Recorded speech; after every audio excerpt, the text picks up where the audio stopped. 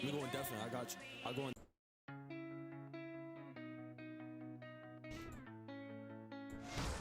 Couldn't breathe in your driveway. Waited out the rain in my car. Strange how you don't say anything, just chewing on the edge of the dark. Oh, the night keeps crawling.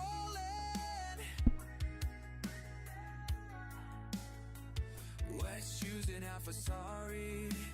Nothing left now.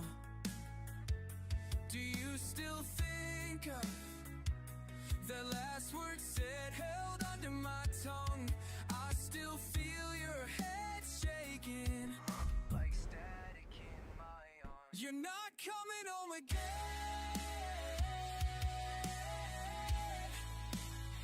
You're not coming home again.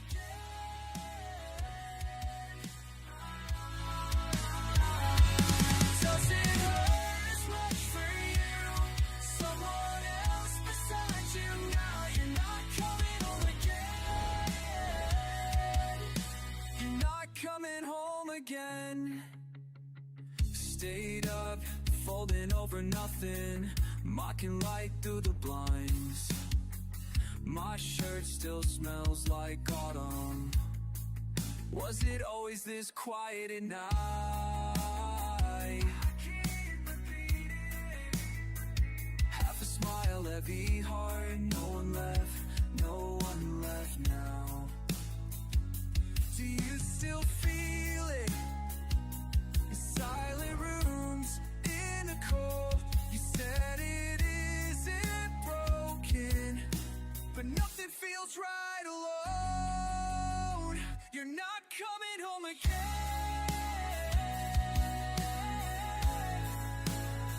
You're not coming home again.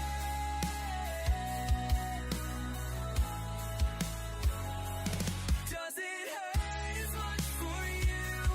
Someone else beside you now. You're not coming home again.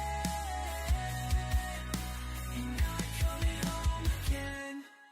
Oh, I still wait for headlights, still freeze through the open door.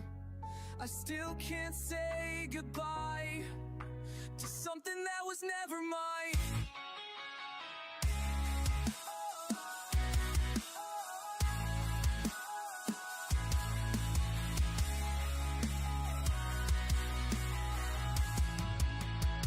You're not coming home again.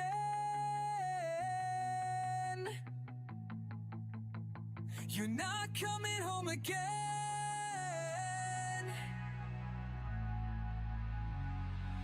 Does it hurt as much for you? No one left, nothing new. You're not coming home again. You're not coming home again.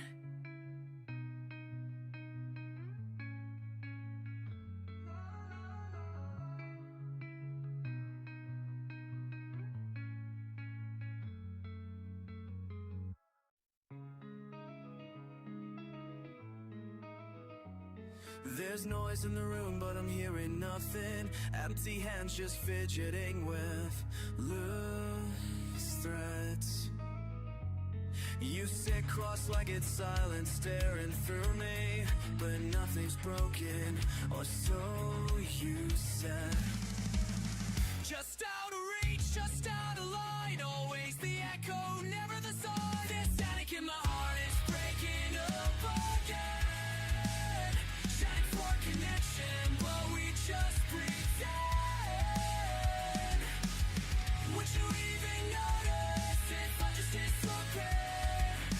Burning from the inside, you're nowhere near. Yo. You could say anything, I think I believe it.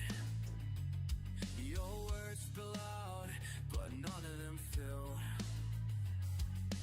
Turn away faces, we're both retreating. Standing so close, but Yes, I just shamelessly turned the logo out for my sponsor, bro. Of course I did that. static in my heart, it's breaking up. What's up, chat? Today we're going to be talking about something actually insane that Mr. Beast put in one of his videos.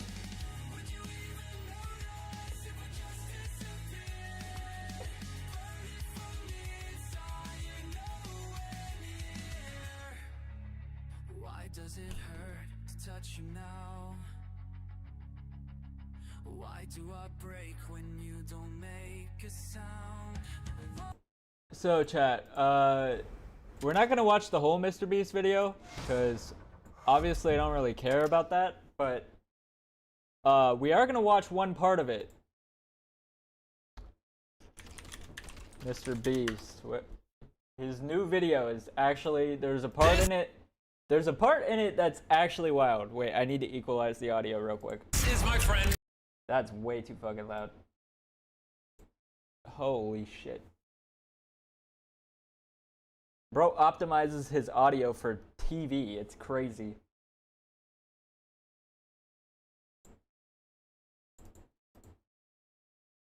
Madge. And if he loses 100 pounds in His name is Madge?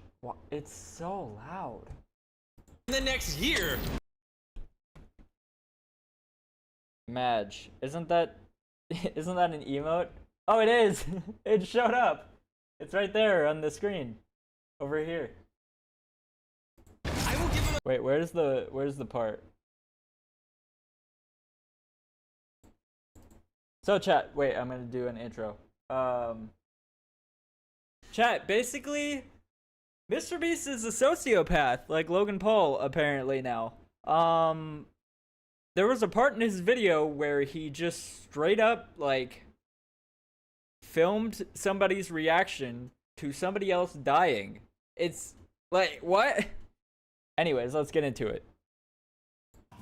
Come on! I'm gonna interpret that as he's very happy right What now. the fuck is it? Push-up challenge! Push-up challenge! Where is Push-up this? challenge! Okay. As promised, Madge, every push-up you Where's it at? do, I will add $1,000 to your prize. Game day tomorrow, baby. Day 161. Let's Where see is how this Madge part is at? doing. Oh yeah, it's around here. Final 10 pounds. We are coming to an end, man. These may be my last few weeks in here. It's definitely a bittersweet feeling. It's kind of crazy how far we've come in less than 6 months. It's like I look at myself like, who is this person? If my old self walked through that door right there, right now, he'd be like, who is this? I've seen the seasons change while I've been in here. Bro, look at that! I've been inside Wait, is of this a the red part or no? circle, basically away from. We lost a little bit of weight. Bro, look how baggy these are. Seeing Madge trying on his old clothes gave me an idea. What if he could try on his old body? Where the fuck is the part at?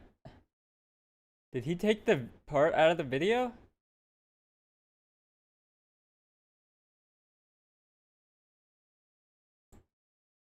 You need to do this, but you're choosing to do this. Let's go, Madge! Your prize pool is out 400 grand. His arms are Oh no, shaking. You're he didn't almost take there. it out of the video. That's actually surprising. That's actually so surprising. Are you telling me I'm fired? No. This part. No, I wish that's what I was telling you, I'll be honest. But Wait, why is there automatically closed captions on it? I do have really unfortunate news. I hate to be the first to tell you this. Coach Wall was found dead in the park yesterday. Like, how do you just tell somebody that type of news like that? Hey, by the way, this guy, yeah, he was found dead in his apartment yesterday. Huh? Like, what the fuck? What do you mean? And then they go on to film it. They film his whole entire reaction and upload it to YouTube. Is that not insane? No, man, no. No, don't lie to me, bro. It's not so bad.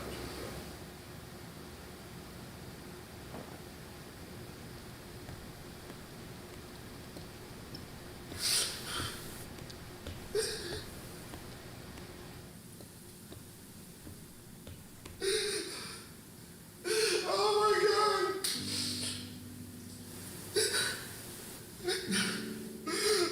Oh, no, no, no.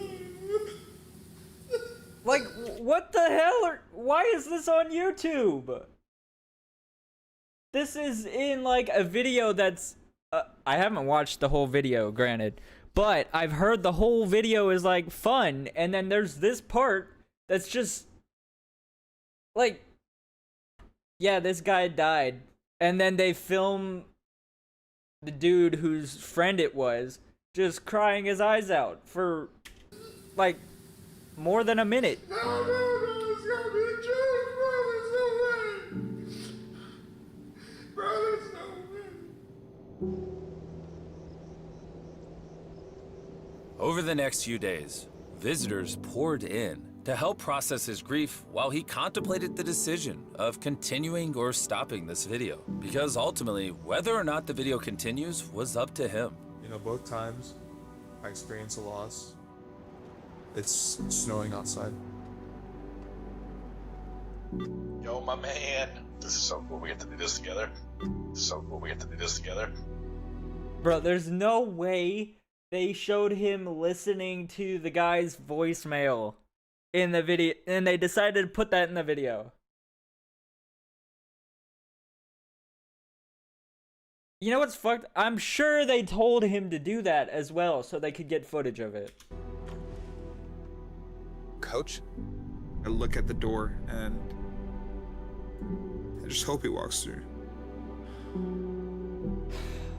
Man. Coach was side by side with me. And now, he isn't here. He was a good dude, and he spoke very highly of you, and he believes in you, man.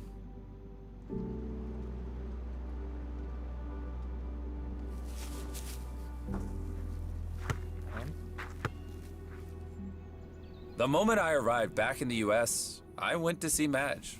And I'm choosing not to play our conversation here, but essentially I wanted to let him know that his grief was real and that we could end the video right then and there if he didn't want to continue. We're not pulling the plug on this. Yeah? I can't let him down. I'm doing this for myself, but now it's for Coach too. To honor his mentor and friend, Coach Wall, Madge refused to take on another trainer for his next challenge. And in the days leading up to the money walk, he gave every ounce of strength he had in every single workout.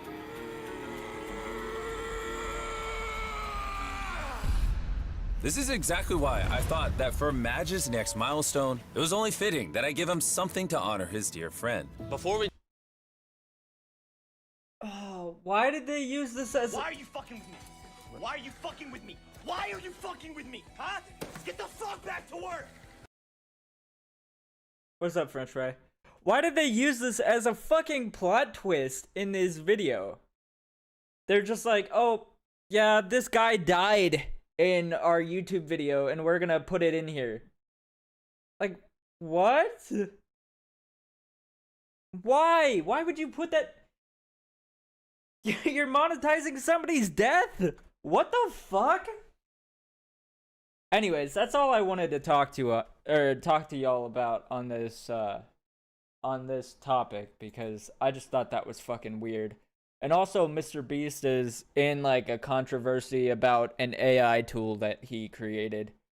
So, Mr. Beast stocks are once again dipping. So, anyways, that's it for this this video that's gonna be uploaded. Anyways, let's move on. Oh, actually no, just go back to YouTube. But yeah, chat, is that not fucking weird? That's weird, right?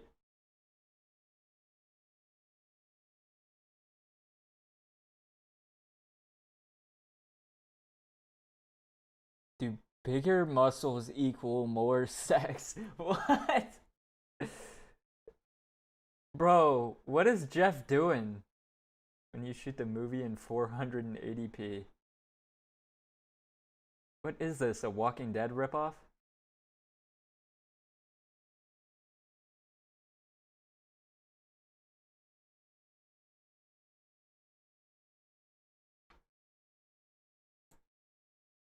Is there a new shoe on head video yet? It's still the average male fantasy video? Damn.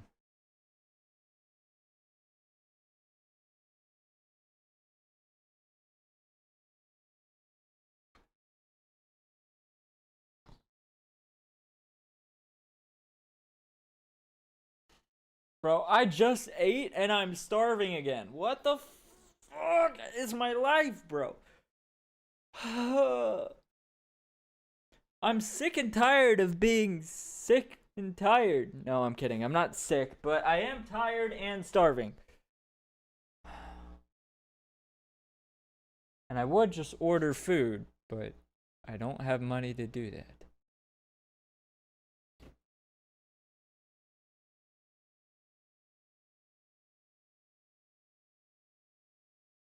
Anyways, what do we want to watch?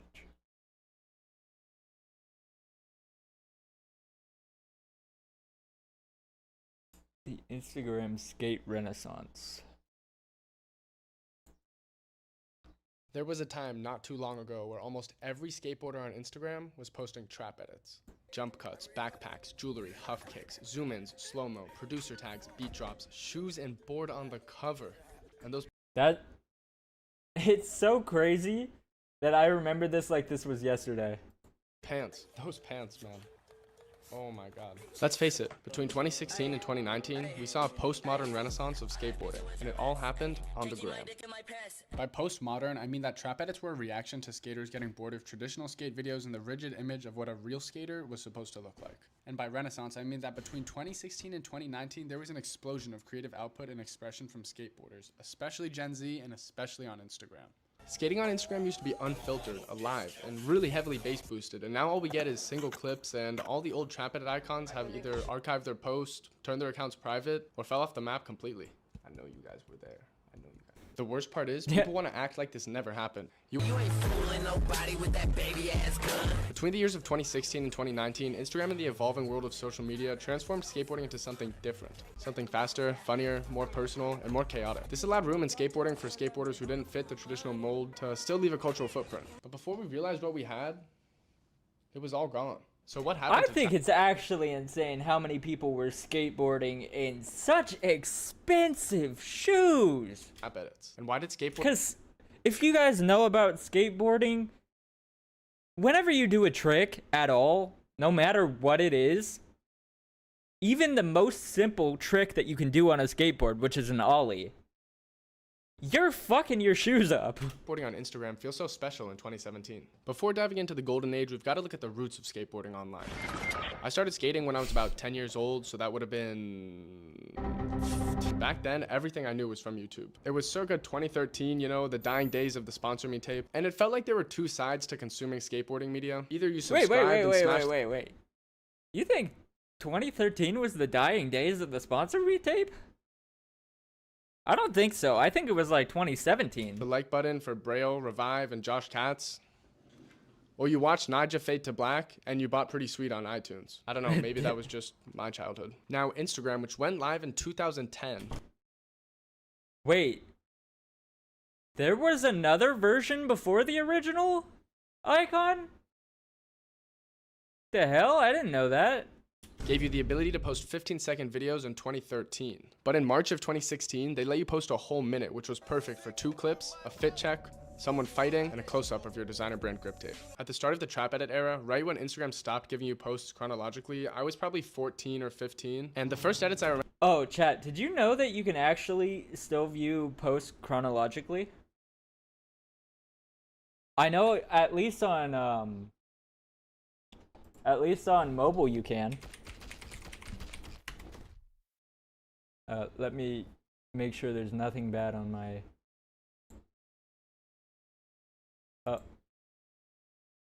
Apparently you can't do it on a desktop. Well, that sucks. Anyways. What the Sigma? What the Sigma? Bro. What the Sigma?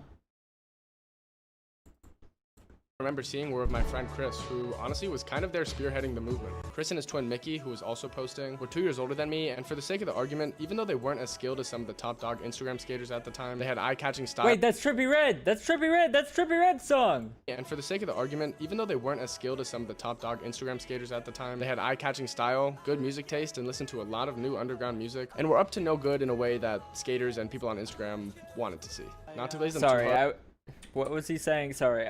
I'm so sorry, chat. I was listening to Trippie Redd. Top dog Instagram skaters at the time. They had eye-catching style, good music taste, and listened to a lot of new underground music, and were up to no good in a way that skaters and people on Instagram wanted to see. Not to glaze them too hard, but they were and still are pretty cool. And Trippie Redd and Juice WRLD are here to Bro, I don't know how these people are doing these tricks, bro.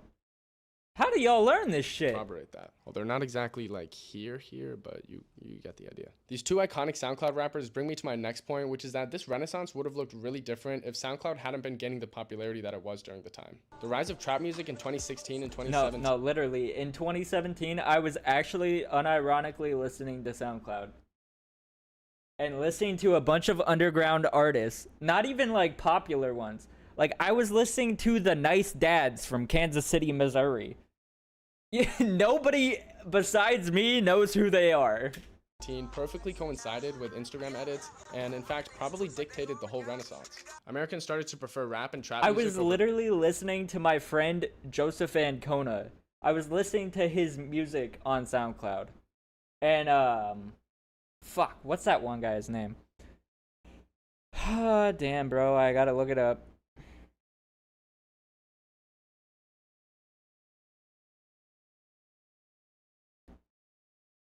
My likes.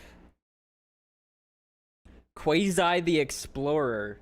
The Nice Dads. I was listening to Ashton Larold, who is the white guy that did a really good freestyle that went viral that one time. I don't know if y'all remember that.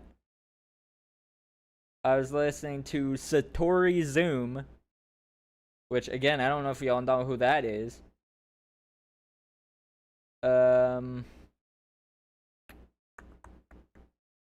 I forgot I was listening to, like, Lecrae as well. I was listening to Landspeed, Satori Zoom, NB. All these, like, underground people that people don't even know who they are. And I was going to Satori Zoom's Instagram lives and talking to him on Instagram Live and shit. It was a crazy time, I tell ya. For pop. And artists like Lil Uzi, Playboi Carti, X, Trippie Redd, Juice WRLD were all really killing the scene. Honorable mention to Lil Pump, Smoke Perp, and Lil Skies because, I mean, come on. We were all there. With Instagram removing the chronological feature, everyone bumping EXO Tour Life, and the rising popularity of the Rothko Color Camel BCU pants, the trap edit was born.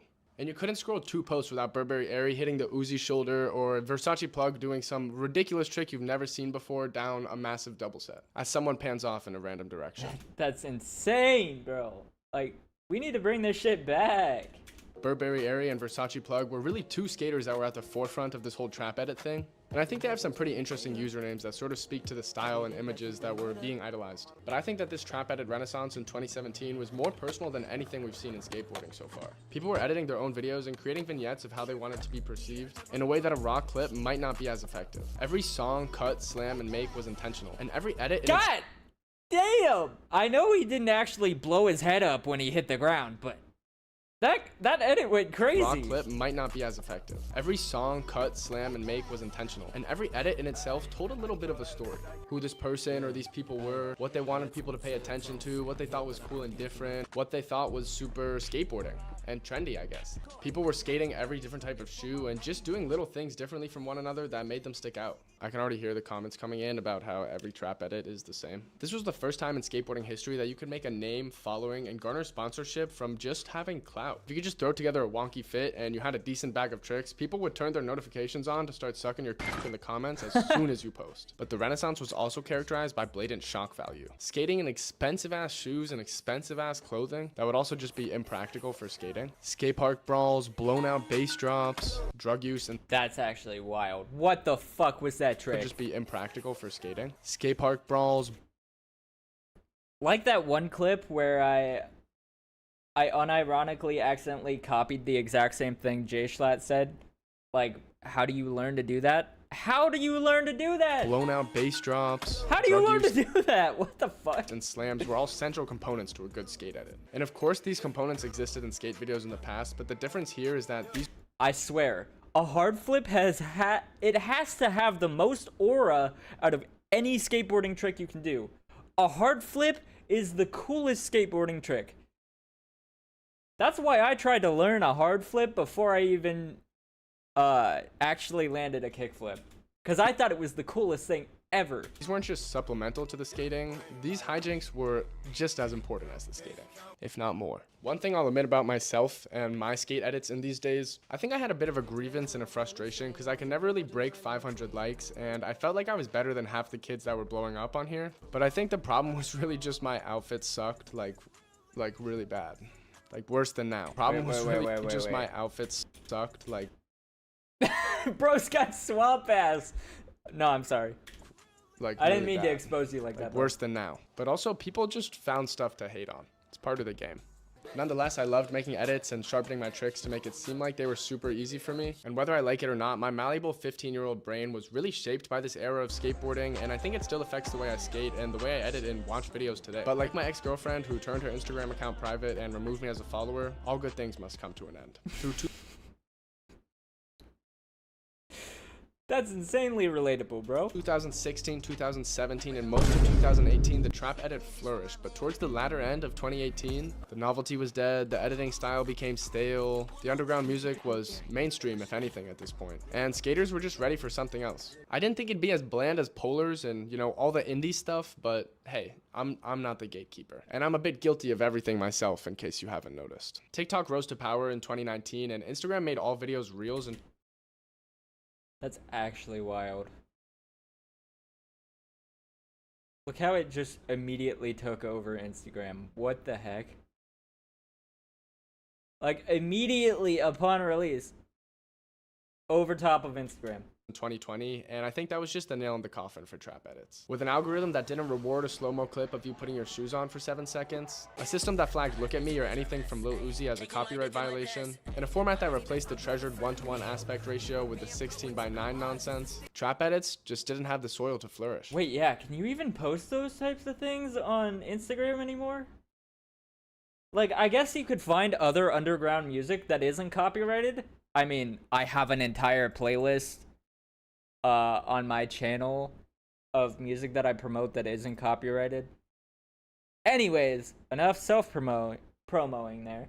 But yeah, I mean, you could still do this, just people don't, because they know that the popular songs are what's gonna get them views. So nowadays, the skateboarding content I see circulate on Instagram is either your traditional sort of content, a raw skate clip which is so ridiculous or so bizarre that it's definitely NBD in some way, or you have your post-Renaissance edits which sit somewhere between brain rot and what the fuck was that? NBD in some way. Or you what have is your this?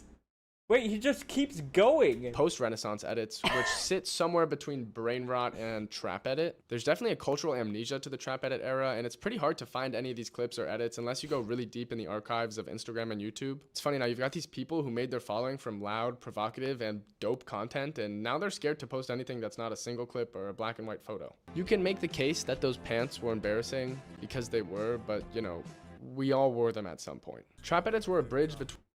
Nah, I was wearing the same thing, but they were like jean joggers, and they were actually camo colors. Between skateboarding and the internet, and they gave anyone, regardless of skill level or prestige, a chance to be a part of a movement and to see and feel something a little deeper than a standard skate clip. The trap edits didn't die because they were bad. They died because they were great, and everyone made them. And you know what's fucked? I actually wore those things to school every day. I was wearing camo jean joggers to school. I think people just couldn't take watching a skate edit that perfectly matched every beat of the song, included too many slow-mo roll-ups. I thought I was the coolest person ever. Would push them over the edge. Although the trap edit is dead for the most part, there was a time where skateboarding online was loud, weird, annoying, and I think more personal than it ever was. And I'm glad that... Yeah, we need to bring that shit back. I'm not gonna lie. Just start posting that shit on TikTok. For real, like, you can add the music in post. Like, literally, you can use the sounds feature on TikTok to just add the music in. That I got to grow up through. It's that easy. Because you just had to be there. And if you were there, comment below who your favorite skateboarder from the Renaissance is, because in the next video, we're going to be reviewing them. Anyways, fire video, bro. Wait, I gotta watch some more of this guy's videos, possibly. Do skateboarders have aura? Sadly, not anymore. No, not really. But we wish we did. I say we as in, like, as if I was, like, an actual skateboarder. Is skateboarding different around the world? Yes. Yes. Skateboarding is almost non-existent in Missouri. In California, it's the biggest pastime ever. Still, I feel like. But in California, you're still fucking hated on every 5 seconds for skateboarding. So it's like you have a give and take there, you know? You get what you get. That's just how it works. But yeah, good video. Everybody go subscribe to this guy and like and comment on the video. And watch the whole thing if you can.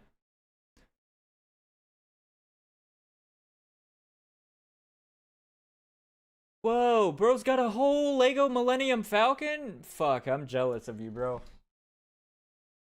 Anyways, that's the end of this video.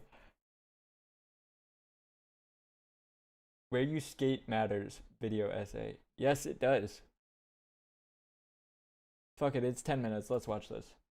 Skating looks different everywhere you go. The True. bustling sidewalks of a Parisian plaza are going to create a much different setting than an empty Los Angeles asphalt schoolyard. The architecture you'll find in a Midwestern American city is going to look vastly different than in the metropolises of NYC and Tokyo. Yes. A DIY built by skaters in the Pacific. Bro, literally, the shit in the Midwest for skateboarding is awful. Pacific Northwest is definitely not the same as the parks disguised as sculptures. What? Built by skaters in the Pacific. That is an insane fucking line that he just did. Northwest is definitely not the same as the What parks is disguised that? as sculptures hidden in plain sight in European cities. And not only does the culture and architecture of a certain place define what the skating looks like, but the natural environment plays a large role too. The skating and how it's documented is influenced by location-specific climate and geography. From filming the gray, cloudy atmosphere in the islands of the United Kingdom, to documenting the eternally sun-drenched deserts of the southwestern United States, where you're physically at on the globe will be a large determining factor in deciding what is available to skate and what it's going to look like on video or in photographs. It's actually crazy because he's exactly right. Like 19.9k points now. Oh shit. But yeah, he's actually completely correct. In the United Kingdom, every single skateboarding video you've ever seen is dark and cloudy. Every single video you've ever seen from Los Angeles or anywhere in that California area, unless it's in the north, it's always sunny. If it's in the north, it's most likely snowing, and they're skateboarding with no trucks on. And they're just using their skateboard as a snowboard. So how can producers of skate media utilize the characteristics of the places they skate to create work that's in reference to that location? Well, let's take a look at where I'm from. The southwestern United States, particularly New Mexico and Arizona, are largely desert ecosystems, which results in them being hot, dry, and relatively sparse in terms of plant growth. Large desert cities in the United States formed much later in time compared to their coastal and plainland counterparts, a time when transportation of both people and utilities was much easier, meaning that the— Bro, he did his research. Holy shit. This guy absolutely deserves a subscription. Hey, Amoeba, you want to go follow this guy, please?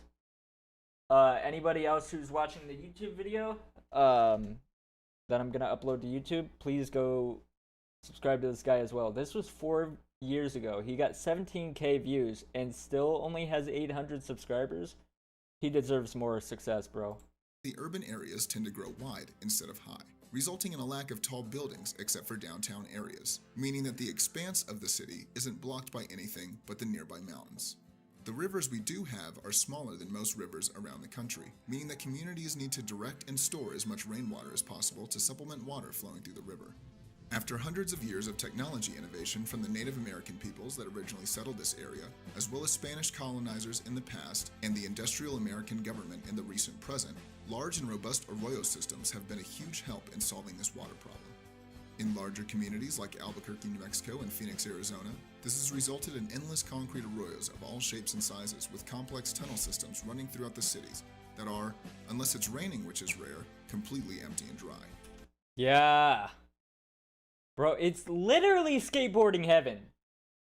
This is the only reason I ever would want to move to Los Angeles or California in general.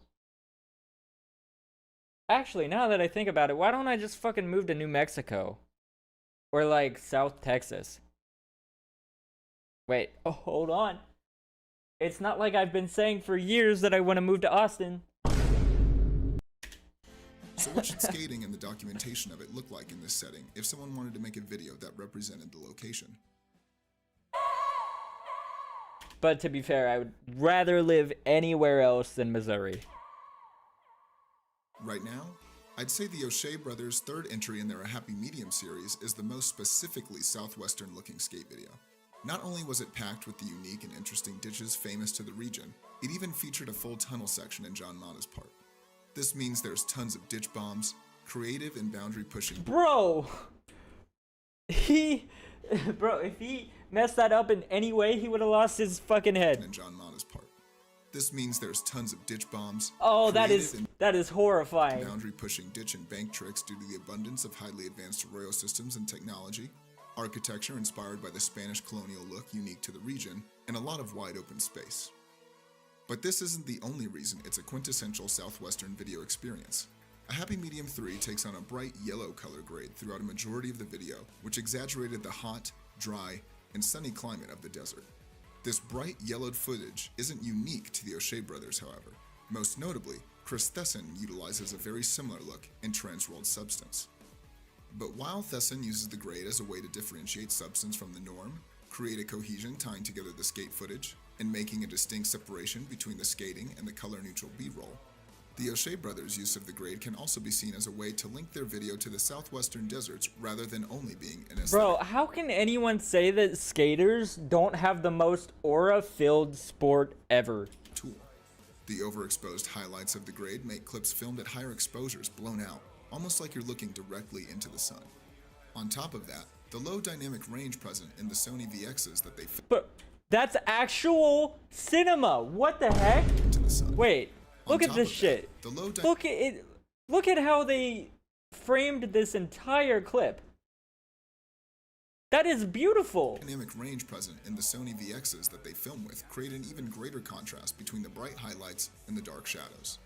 The yellow hue of the that is pure cinema. 1738. I'm like, hey, what's up? Yellow hue of the grade adds a strong color cast to everything from the spots to the skaters themselves, referencing the dirt and sand that Phoenix and other Arizona cities are built on top of. Both these elements work together to create an atmosphere of perpetual golden hour, seeming as if every trick was done during sunset on a hot, sunny day in the dry and dirty desert. This creates a strong cohesion throughout the entire video from clip to clip, making it so that even the footage from other locations like California still have this southwestern atmosphere. He still landed it, and the board snapped upon landing it. Now that's enough about the desert. Why don't we move on to something with a little more moisture? Well, besides that Josh Hawkins part, of course. How about England? Jacob Elliott Harris's Atlantic Drift series is one of my favorite video projects going on in skateboarding right now. The Atlantic Drift mini videos feature Isles' skate team who's based in the British Isles. Almost every installment is focused on a particular city, like New York or Paris, but in the second installment, the entire video takes place at one specific spot, St. Paul's Cathedral in London. St. Paul's has a history that dates back over 1,400 years, with its founding in 604 AD. Going through changes throughout the centuries, A large fire burned down the church in the 17th century, allowing for the current cathedral to be built on the land where the original church once stood by Britain's most famous architect, Sir Christopher Wren. The current cathedral held the title of the tallest building in London for over 250 years, even escaping mass destruction caused by the Blitz during World War II. Now, this video isn't meant to be just a history lesson, but I have to add all this information to give context on how significant and long-lasting St. Paul's Cathedral is to the history and culture of London. London is currently the third most popular city for tourist travel in the world, and St. Paul's, sitting at the highest... Really? People didn't go to Great Britain that much? ...point in the city of London, is not only one of its most iconic buildings, but is also in the top 15 most visited destinations within London, seeing over 1.6 million tourists in 2018 alone. So after taking a look at the cathedral's place in London, what's that got to do with skateboarding there? Well, following the Blitz in World War II, reconstruction around the cathedral took place, including the Festival Gardens, which is the plaza that... You know what's kind of funny? I actually forget that people skateboard in the United Kingdom at all. Very often, actually. I forget that is a thing that happens. ...houses the spots skated in the video. This is where the concrete walkways, the cobblestone paths, and the numerous ledges for visitors to sit came from. But the spot itself isn't all. Tourists and locals alike fill the plaza's seating and roam its walkways throughout the entire video. The plaza sits on a corner right in the city of London, meaning that anything from a single pedestrian to a double-decker bus is passing by constantly at all times of the day. Because of all this, the skating is focused more on technical ledge tricks and fast-paced or long lines that utilize all the ledges and curbs available, as well as gaps and drops that take advantage of the many stair sets and out ledges all around the perimeter of the plaza. Tons of fisheye VX that is not only needed for all the lines and adds to the quick-paced nature of the skating, cool, but also reminiscent of the filming style of the street plaza craze of the 90s and early 2000s. The skate footage is complemented by the 16... What? Wait, what was that? Of the 90s and early 2000s. The skate footage is That is so cool. By the 16mm B. He just did a power slide hop off the ledge? What? Roll of tourists taking pictures of St. Is that what that was? And posing for photo ops with the iconic London phone booths near the plaza, newlyweds coming from the cathedral, and even just people out for a walk. The footage is color neutral and, especially the 16mm clips, relatively low in contrast, not only an aesthetic choice, but also a reference to, and result of, filming on a cloudy island like England. This all adds up to condense London's history, population, tourist attraction, and popular architecture, as well as its cliched icons like the double-decker buses and phone booths, all into one skate montage at one single spot. Also, they got it's really cool. It's really cool that they got the footage of all the like stereotypical things that happen in London. So I'd say they did a good job. That's fire. So what can we take from this? Well, first of all, where you skate is going to dictate what tricks you can do and what the documentation of that skating will look like. So use those things to your advantage. You can make the city or region you're in just as much a star of the photos or video as the skaters themselves. And don't be afraid to get creative with how you represent that. Music, color, pacing, composition, theme, anything and everything about how a project is made and presented can be used with those intentions in mind. So no matter where you're from, there's something that makes the skating there special. This has been Alex with Loose Trucks. Thank you for watching. You know what's one thing I noticed? You were pretty much the reason why everyone's fucking footage looks yellow nowadays. Like, What? like the X1000, because you used to add a yellow tint to your shit, right? Really? Yes. But what made you do that? Was it just the look that you're like? I like how this looks. I kind of remember it one day. I was filming my buddy Thomas, who helped me build stuff. We're at Lockney High. He kicked up the 11 stair, and I fucked up, and I white balanced wrong before he did it. And I showed Daniel and Thomas the trick. I was like, oh, here it is. And I was like, oh, the colors are kind of bad and shit. Daniel's like, oh, that looks cool. It looks like sunset. I was like, oh, okay, cool. Like sunset. Like, I like that. That feels good. And then I just started doing that from then on. I just made stuff really warm. Okay. And then I watch it back and I'm like, whoa, this is like people's skin fucking orange. I need that. I need that color balance. I'm fucking white as shit. I would love that. I'm white as shit. add it to me. Just for no reason, please. Bro. What? So many of his videos get thousands of views. How does he not have more subscribers? I guess he doesn't upload very often at all. Yeah. 2 years, 3 years ago, 2 years ago, 1 year ago, 2 weeks ago, 9 days ago, 4 years ago, 4, 4, 4, 4, 4, 5, 5, 5. Yeah, he doesn't. He does a lot of research in his videos. That's very obvious. And spends a lot of time on each video, I assume. And does a lot of editing. So, I understand. And I'm assuming, because he has not enough subscribers to be monetized, that he has a normal job. He's probably busy in everyday life. But yeah, W video, bro. This is an incredible video.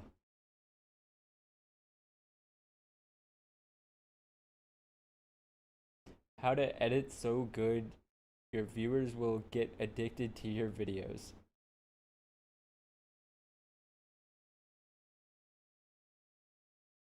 How Nike finally hacked skateboarding. Wait! Nike S. Wait, this is the guy from Donut. What's this guy's name again? It's been so long since I watched a Donut Media video. James. Wait, his name's James? I thought the other guy's name was James. Wait. Never mind. We'll watch this tomorrow. We gotta watch something that doesn't have anything to do with skateboarding. Because we've already watched 2 skateboarding videos. I've been thinking about Schlatt. What? Okay.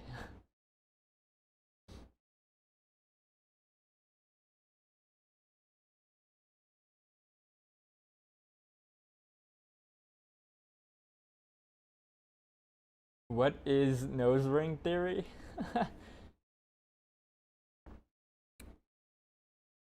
Luxury skate park Airbnb. Okay, we gotta watch this at some point. It's a Kelly Wakasa video. We gotta watch it at some point. Okay, can you add it to my fucking watch later, please? What the fuck? Bro.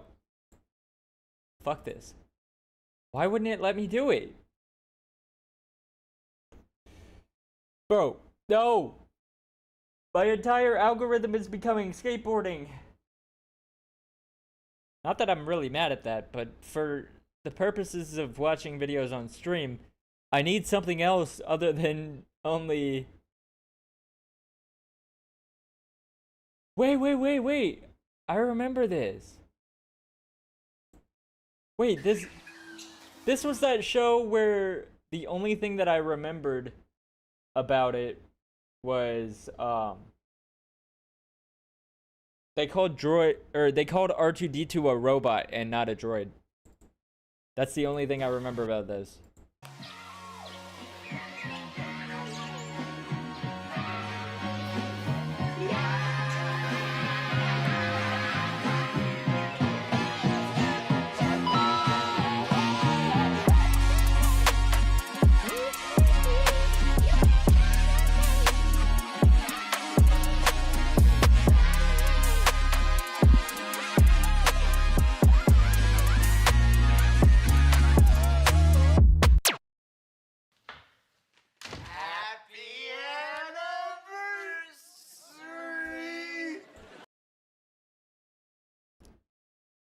Oh.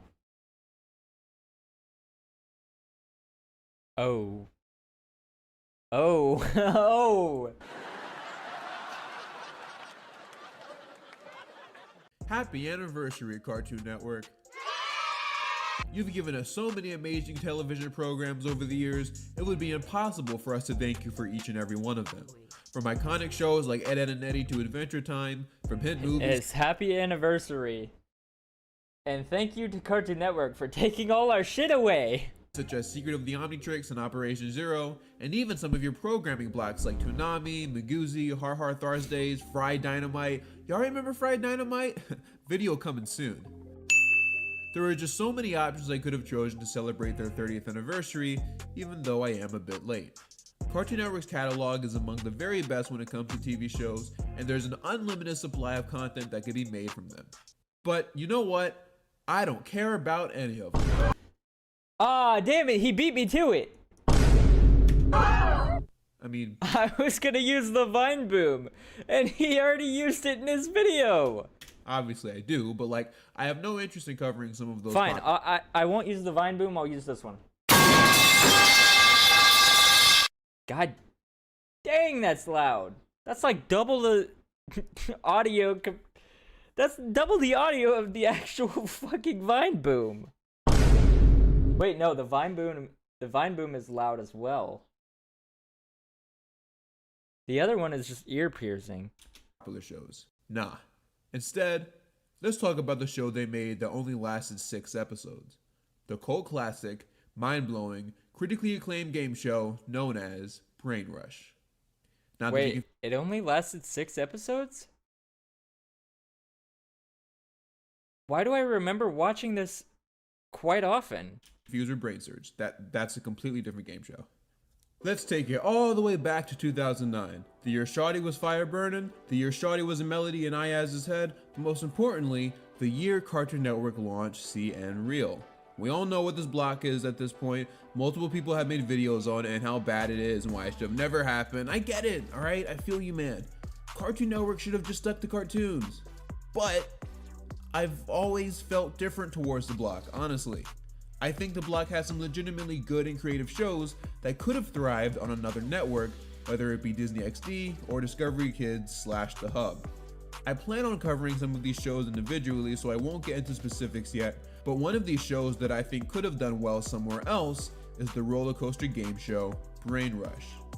Now, this show is actually partially lost media. Episodes 1 through 3 and episodes 5 and 6 are available online somewhere, whereas episode 4 somehow didn't make it out the lost media trenches.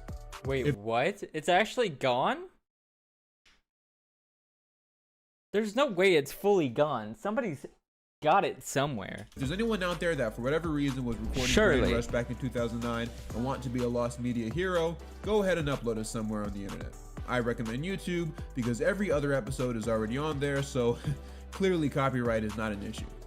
The show premiered on June 20th, 2009 at 8 p.m. during the CN Real. I don't even think they want to copyright the show.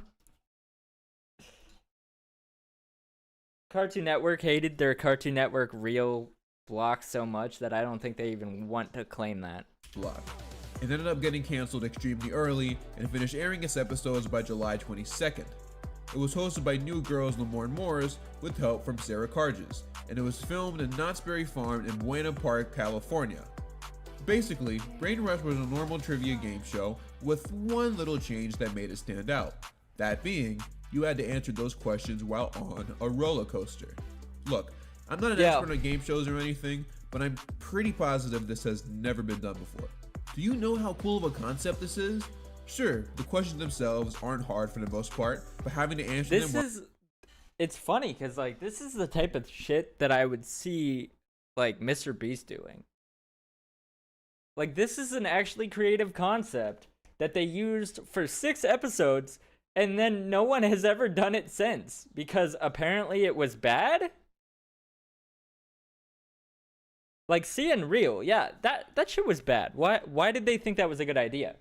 But this is actually a really cool concept that someone could have made into, like, a YouTube series or anything like that, you know? We play Repo. I gotta watch this video real quick, and then I'll get back to you on that. While on a roller coaster going 82 miles per hour? That's a little different. Each episode begins with a little monologue from Lamorne talking about how the show works. Co-host Sarah then picks out a contestant from the ride's line. She convinces them to sit down on the ride, then that's when Lamorne sits next to them and tells them that if you choose to sit here, you will be a contestant on the show Brain Rush. Apparently, they have no idea beforehand, but I mean, let's be real. Whenever they are told that they are participating in the game show Brain Rush, they always give the super excited reaction like, Really? Really? Oh my god, no way. Yes. They definitely, they definitely were informed beforehand. There's no way they weren't, and they gave this reaction. Play. You want to play? Oh, yeah? Yeah.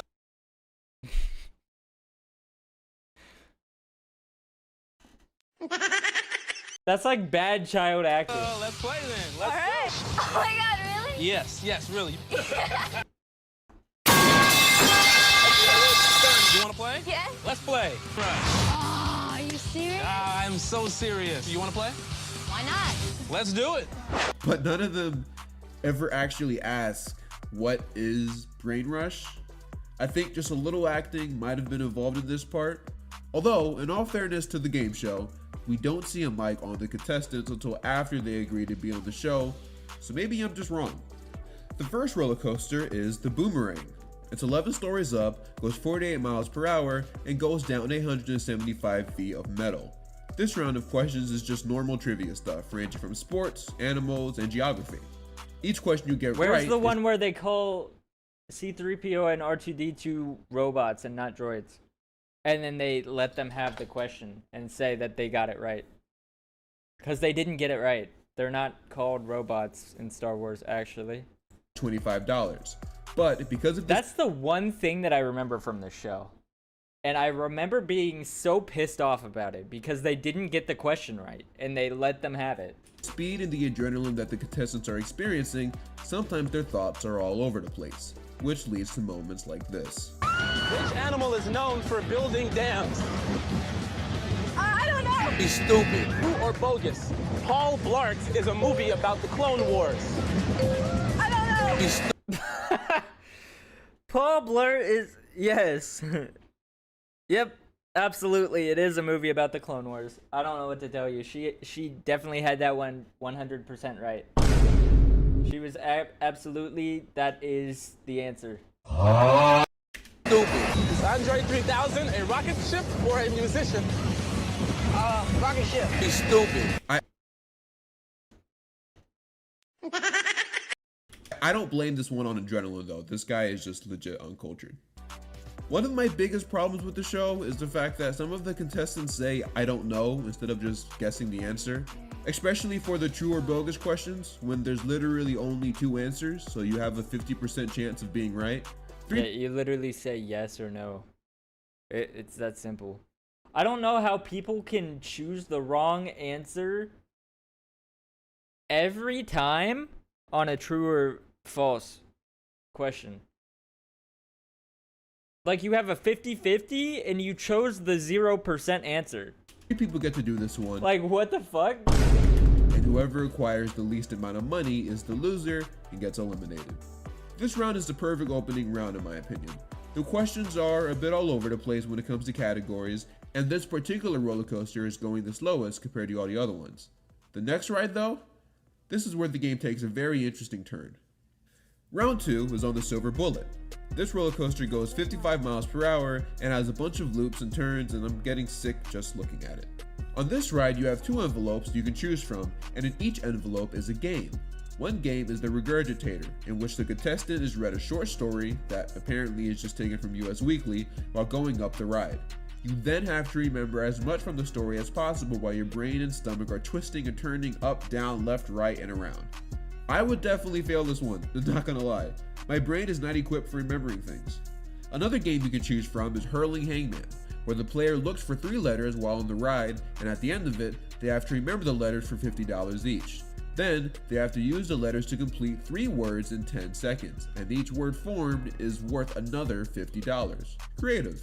Alright, why'd they have to make it more complicated? They couldn't have just stuck to the trivia questions. Like, that was the easiest way to do this. If I wanted to go to an amusement park and bring a random person to an amusement park or talk to somebody random that's sitting next to me, I could easily do this. I could literally do this for free and have a YouTube video.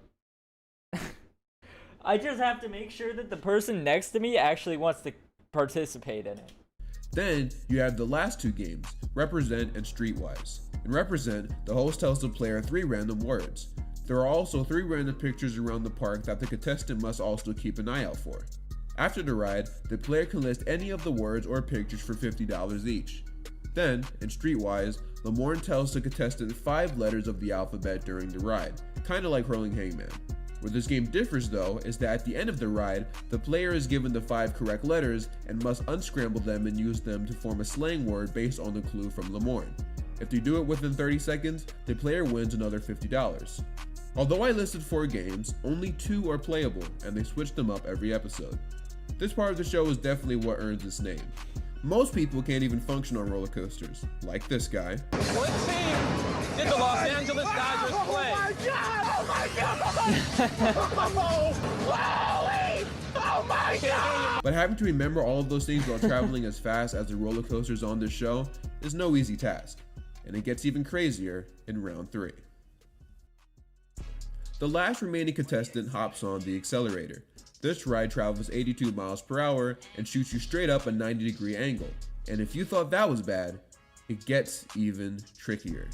You see, before stepping foot on the coaster, each contestant is offered a decent-sized portion of food, ranging from burgers to funnel cake to chili cheese fries. If the person eats it, they gain an additional $100, and man, when I tell you this stuff looks so good, I should not have edited this while I was hungry.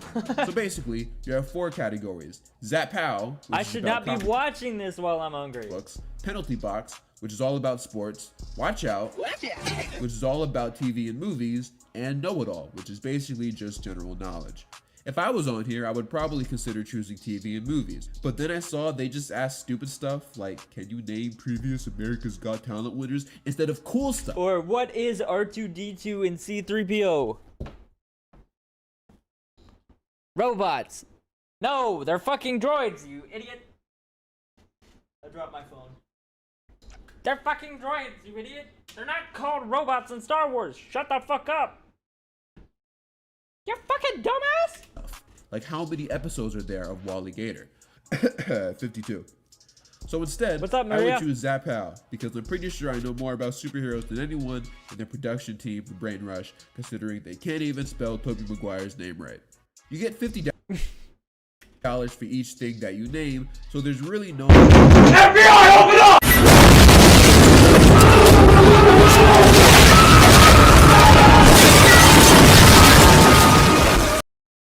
That scared me so hard, bro. Holy shit. I don't know if you saw me literally jump out of my skin when that happened. That's wild. That's definitely staying in the YouTube video, bro.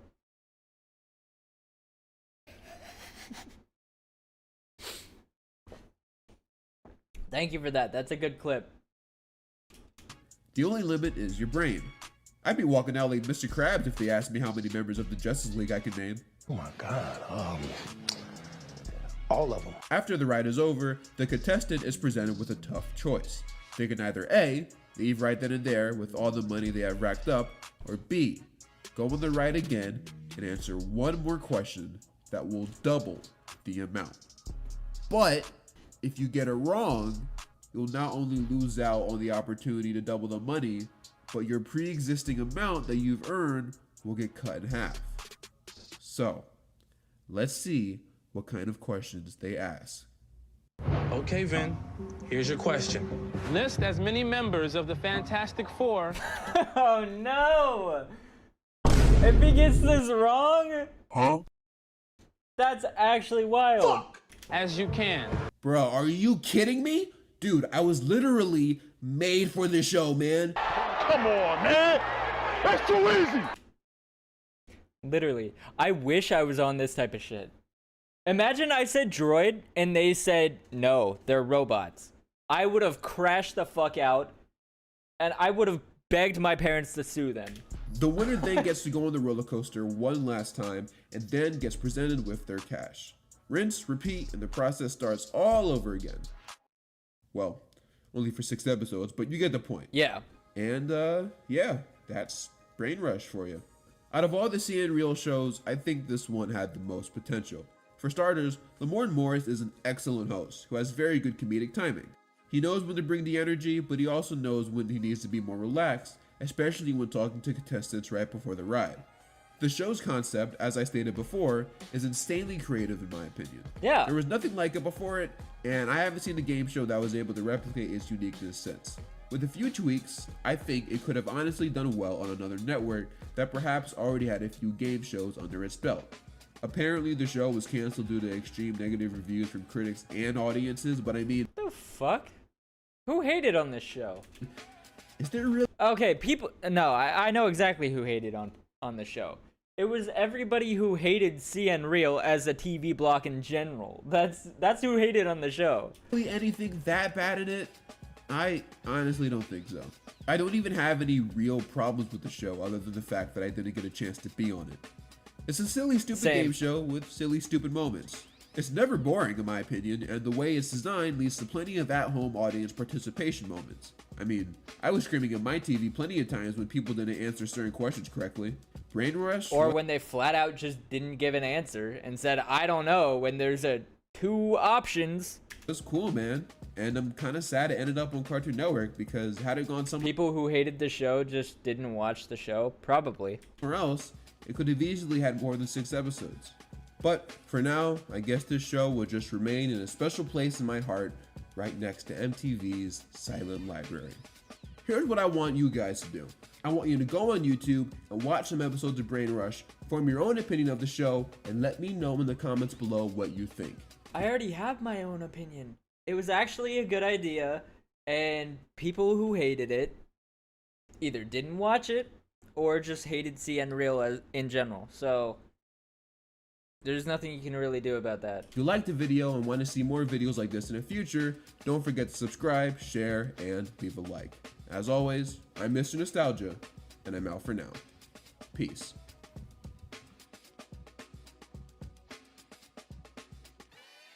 Peace. Anyways, W video. I think I've already watched it before, but I've never commentated on it. And this is an actual subject that I remember, and I know that I've seen all of it. I just thought there were more episodes than apparently there were. Apparently there's only 6. I did not know that. I thought there was way more. The Incredible Failure of the Incredible Crew. Oh, we gotta watch that at some point too. Because I remember that being a pretty decent show that a lot of people hate for some reason. I remember liking it. Actually, I remember this one specific thing from it.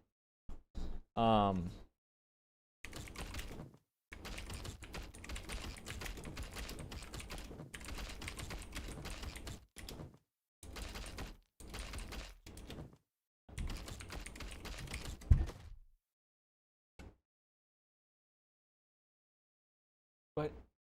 Where the fuck?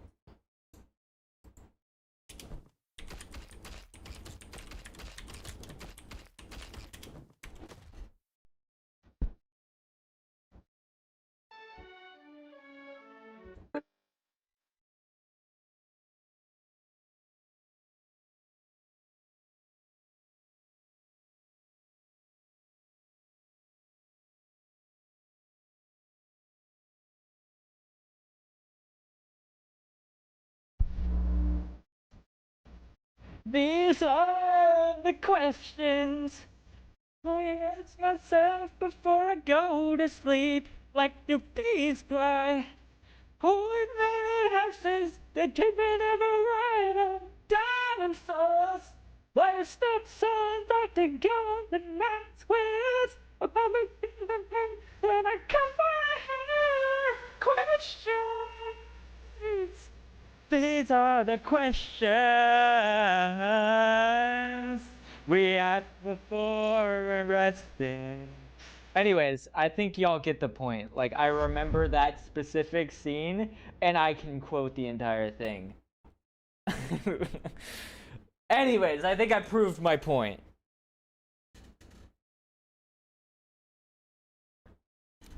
Okay, French Fry, I want to ask a question.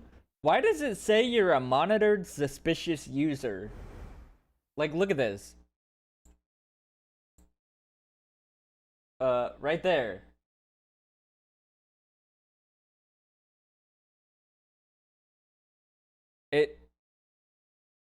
Like, you're literally a subscriber. How the fuck are you a monitored suspicious user? That doesn't make any sense.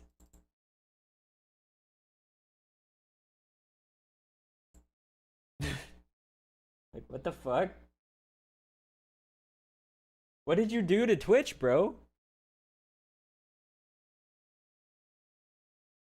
What did you do? We ask before we're resting, awake with all our questions. Yeah, you're literally a subscriber and a VIP on my channel, and somehow a monitored suspicious user.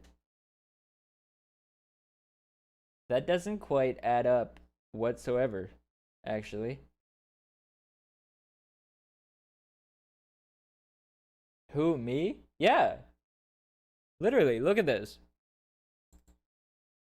Monitored suspicious user. I don't understand.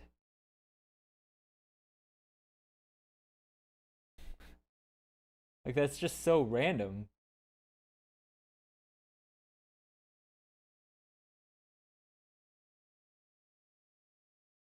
Hi, I'm dangerous. No, don't say that. Don't say that. You'll actually get yourself in trouble. Don't say that.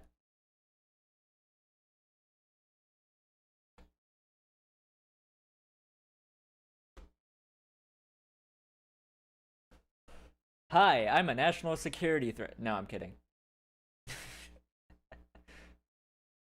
It's just so out of place and doesn't make any sense at all.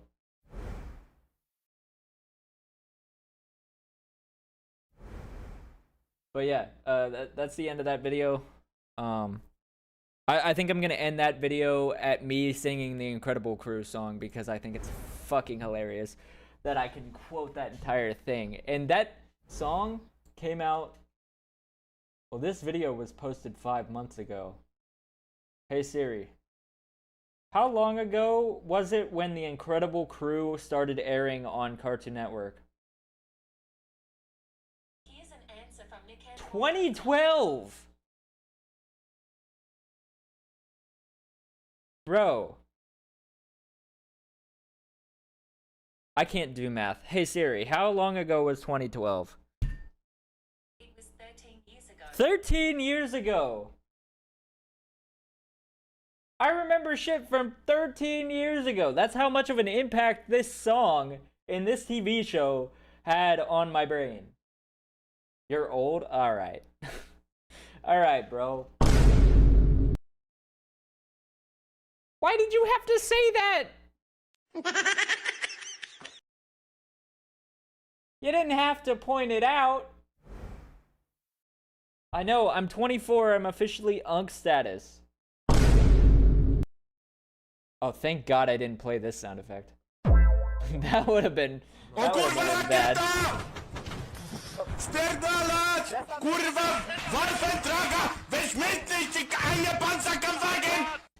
I'm officially UNC status. No. Oh God. Anyways. Now what do we do, chat? At some point I want to get to playing Tomb Raider.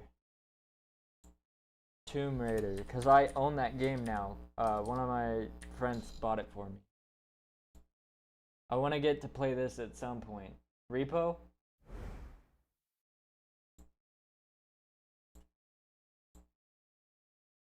Yeah, I think I got my YouTube content for the day. Well, it'll be posted. Actually, wait, should I start posting it today or should I keep it for like 2 days from now? I gotta show you something real quick. So look at this shit.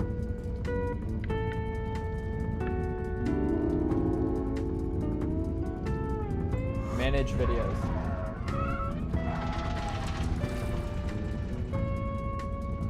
So I've been posting a lot of videos. and I have a lot more to come.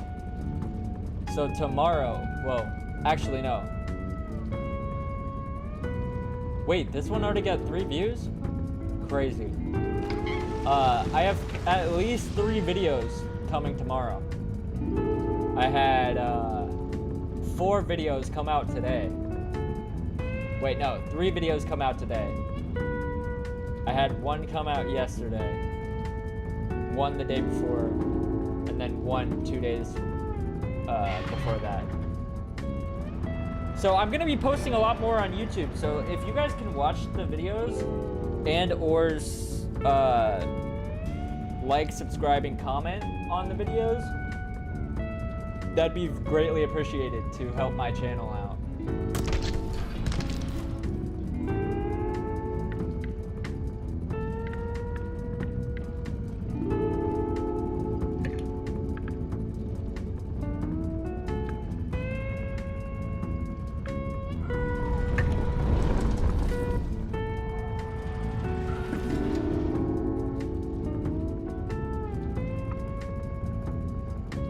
Wait, so do I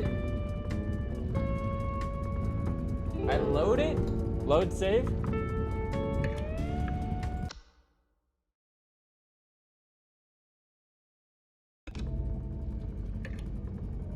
Wait, are you...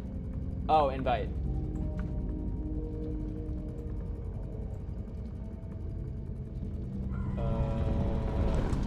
Invite the game.